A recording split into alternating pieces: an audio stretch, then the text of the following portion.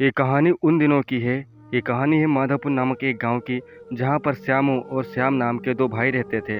श्यामू बहुत ही गरीब था और रामू बहुत ही अमीर था। श्यामू सोचता है कि रामू के पास जाया जाए, हो सकता है कुछ मदद मिल जाए। फिर श्यामू रामू के पास जाने लगता है। उसे उम्मीद थी कि उसका भाई उसकी मदद जरूर करेगा। इधर रामू श्यामू को देखकर बहुत ही आश्चर्यचकित होता है और सोचता है हमारे पास क्यों आ रहा है। तभी श्यामू रामू के पास जाकर कहता है कि भाई, हमारी कुछ मदद कर दो, हम बहुत परेशान हैं, हमारे घर से 2-3 दिन से खाना नहीं बना है, प्लीज़ भाई कुछ तो मदद कर दो।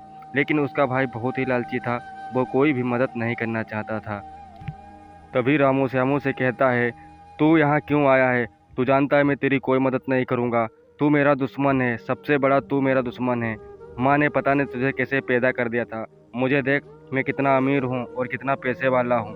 तेरी किस्मत ही खराब है, तुझे जीने का हक कोई नहीं है। श्यामू की यह बात सुनकर बहुत ही दुखी होता है। फिर रामू वहाँ से जाने लगता है। श्यामू बेचारा बहुत ही उदास खड़ा रहता है, क्योंकि उसके खाने के भी लाले पड़े थे। श्यामू सोचता है कि एक दिन हमारी मदद जरूर करेगा, क्योंकि जिसके साथ कोई नहीं होता है उसके साथ भगवान जरूर होता है और वो हमेशा उसकी मदद करता है।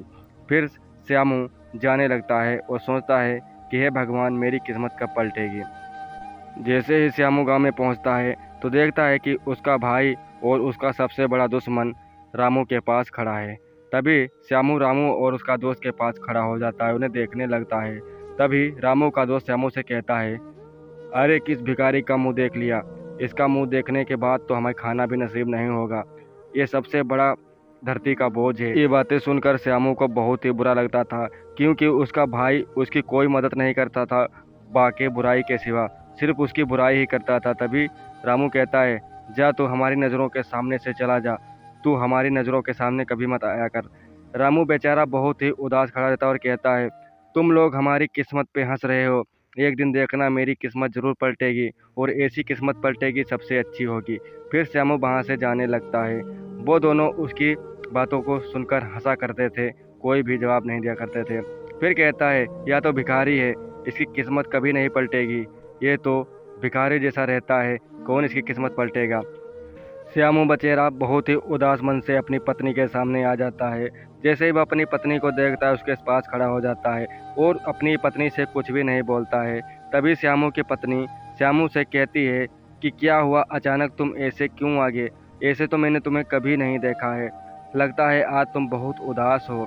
क्या हुआ, हमें बता नहीं सकते हो क्या?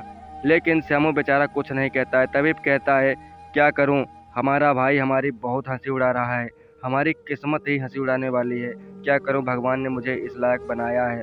लेकिन श्यामू और श्यामू की पत्नी को पता था कि उनकी किस्मत जरूर पलटेगी। फिर वो दोनों घर के पास चले जाते हैं और सोचते हैं कि हमारी किस्मत कब पलटेगी। श्यामू का बहुत ही छोटा घर था, जिसमें पत्नी और श्यामू दोनों रहते थे, उनके कोई बच्चे नहीं थे। तभी श्यामू अपनी पत्नी से कहता है, तुम चिंता मत करो, हमारी किस्मत एक दिन जरूर पलटेगी। ये हंसने वाले तो हंसते रहते हैं, हमें जैसा भगवान ने बनाया हमें वैसे ही रहना होगा। श्यामू की पत्नी कहती है, हाँ जी, हमें चिंता करने की कोई ज़रूरत नहीं है, भगवान सबका भला करता है, हमारा भी भला करेगा। तुम देखना एक दिन हमारी किस्मत ज़रूर पलटेगी। फिर श्यामू सोचता है कि जंगल में जाकर लकड़ियाँ भी लानी है।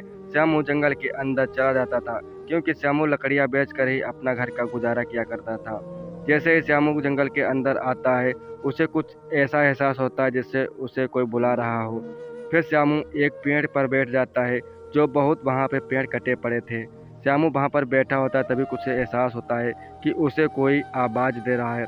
श्यामू जैसे ही आवाज़ सुनता है, सोचता है कि उसे कोई बुला रहा है। श्यामू अचानक वहाँ पे खड़ा हो जाता है। जैसे ही श्यामू खड़ा होता है, उसे पीछे कुछ भी नज़र नहीं आता है।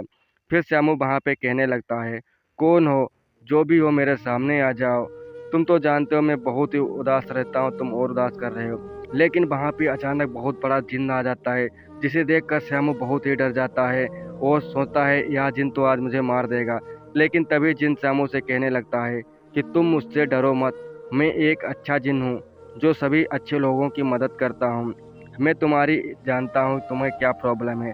तभी श्यामू कहता है, क्या करूँ, मेरा भाई भी मेरी मदद नहीं करता, वाकई मेरी हंसी उड़ाता है, पूरा गांव मेरा हंसी उड़ाता है, मैं कितनी भी मेहनत कर लूं लेकिन मैं कभी उस लायक नहीं हो सकता जो मेरे गांव वाले हंसी ना उड़ाएं।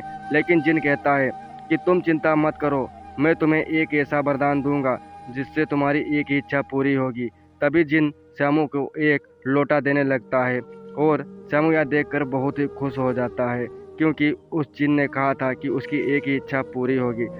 तभी जिन श्यामू से कहने लगता है कि तुम एक ही इच्छा में सारी इच्छाएं मांग लेना, क्योंकि इस लोटे से तुम्हें एक ही वरदान मिलेगा।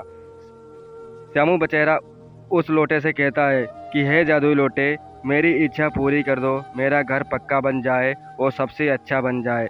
उस तभी लोटा गायब हो जाता है और श्यामू वहाँ से जाने लगता है।